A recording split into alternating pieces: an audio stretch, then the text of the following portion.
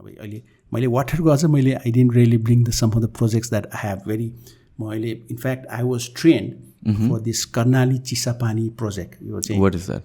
Karnali Chisapani project is a project in Karnali River.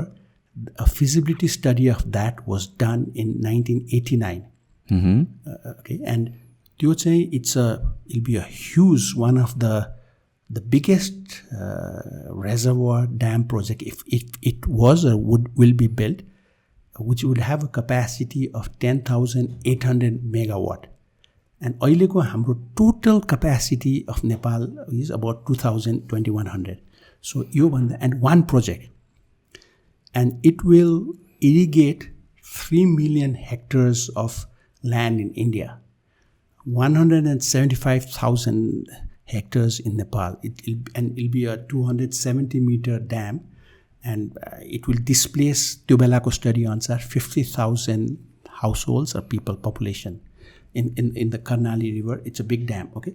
अनि त्यो बेलामा म 1980देखि 81, 82, 83, 84 5 वर्षमा कर्णाली प्रोजेक्टको लागि भनेर एभ्री इयर 50 इन्जिनियर्सहरू रुड्की युनिभर्सिटी इन्डियामा पढ्न पठाए on a scholarship.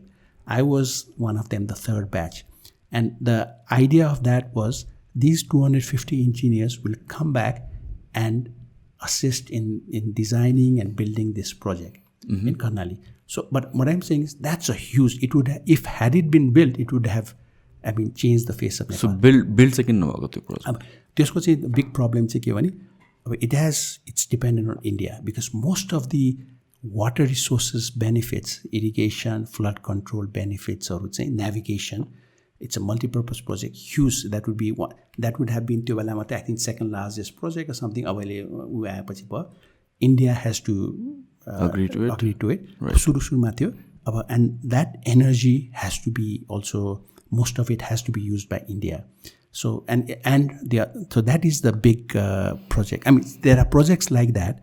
That was planned in.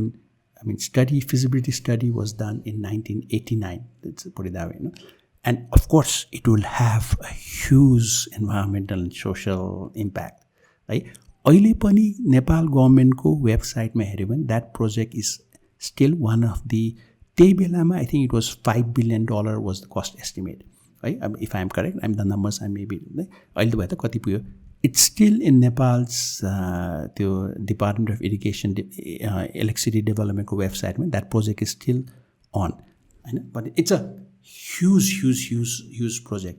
So the reason I'm putting this here is I'm not saying we should build this project, but we should analyze it if it is still doable.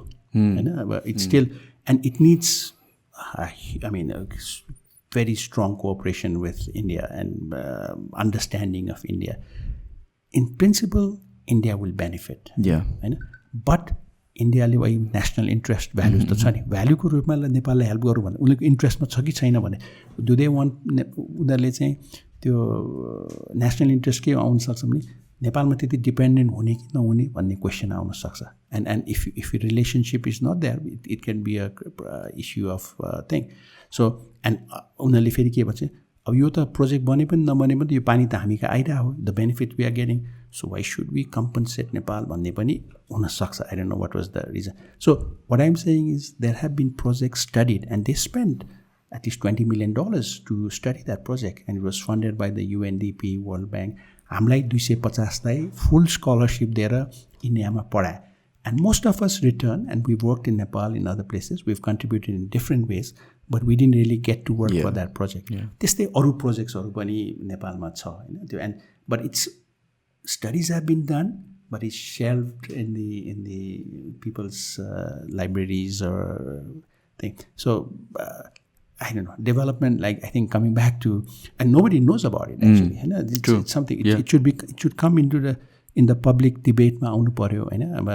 And lot of, I mean, हामी जस्तै त्यही सर्कलमा मान्छे त हामी कुरा गर्छौँ, तर government अनि फेरि हरेक गभर्मेन्टले त्यो प्रोजेक्टलाई no this is yes it was a good project for that time, we not going to build it now भनेर भन्न पनि सकेको छैन. सो अन होल्ड राखे. त्यस्तै अरू प्रोजेक्ट्सहरू पनि टन्नै छ होइन नेपालमा, किनभने we have a huge potential for that one. And I'm not saying we should build it or not build it also. I think that it needs financing will be a problem, for example, and getting the right benefits from India, negotiating with India will be a big issue. You would need, really good negotiators from our side. And of course, there'll be a lot of, if it's a negotiation, it's give and take. So there'll be a lot of hue and cry in Nepal. Nepal just did this. Yeah. So I think, talking of water and flood and drought, Nepalमा चाहिँ there's much to be done, I would say. And the strategy is, म कहिले कहिले भन्छु, I think the generation before us, the technical, the developers, they did a number of studies, 70s, 80s. Most of the projects, water projects, hydroelectric projects now that are being built in Nepal were studied in the 70s, 80s. Master planहरू बनेको थियो.